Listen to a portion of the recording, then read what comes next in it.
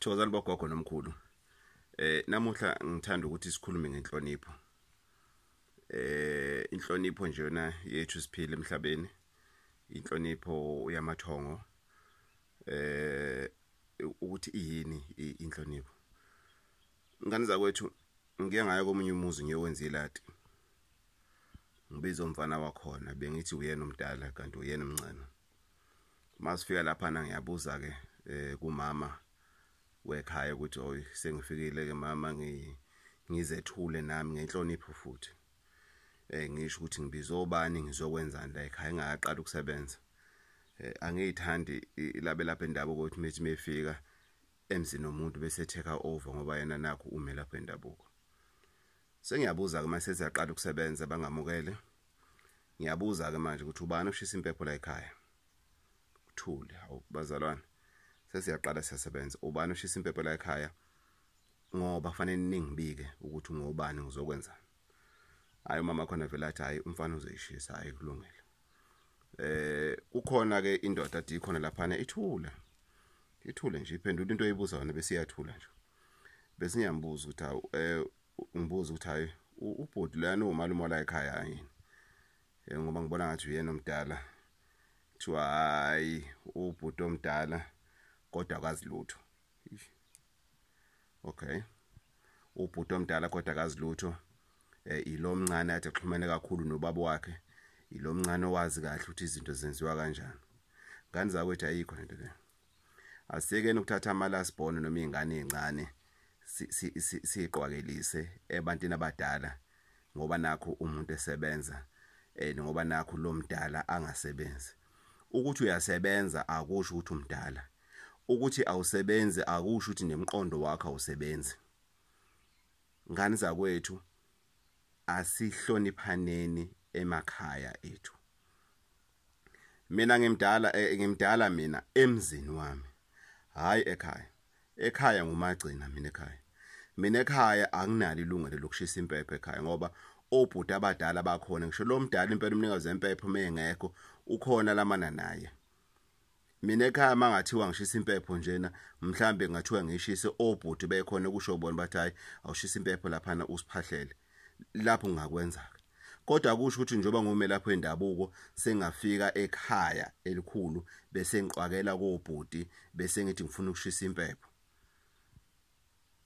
Kwathuleka ke endlini ngathi ayenziwe lento le.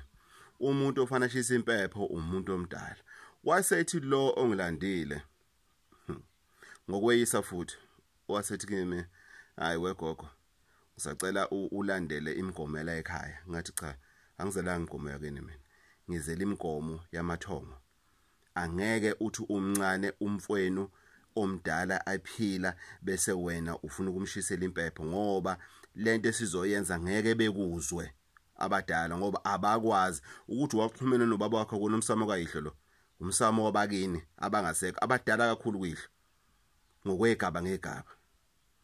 Hayi mfana baqhubeka wathi hayi ke la ekhaya sisebenza kanjalo ke makwenza imisebenzi imina oshisa impepho. Hey ngepride. Ngavalelisa ngani zakwethu. Ngathatha ikhwama zami ngafokofa.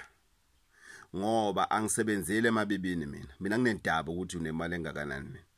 Kodwa umunanga nayo inhlonipho yabakini ophila nabo nabakini abangasekho nami ungilandile kithi ukuthi ngizokusiza bese ungitshela ukuthi usebenza ngemigomo yakini ukuthi impepho ishiswa bana kona umgomo wakini loyo umthetho wethongo ukuthi la ekhaya yabona kube kuthi ubhuti wakho nakekho ngimbonanga bangangitshena ukuthi hayi impepho ishiswa lo futhi kwalokho bengeke beyizwe impepho uma ishiswa yilo mncane ngoba lo mdala akekho.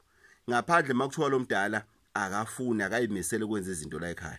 Umama la ekhaya uyakwazi ke ukuthi efake lo mncane empephweni ukuthi ekwazi ke ukuthi kube uyena ke osiza ngesimo sempepho. Hayi ukuthi nje umuntu adilike nje. Umuntu adilike nje entabeni athi sathi nje uzoshisa impepho ngoba nakho usebenza kokunuka.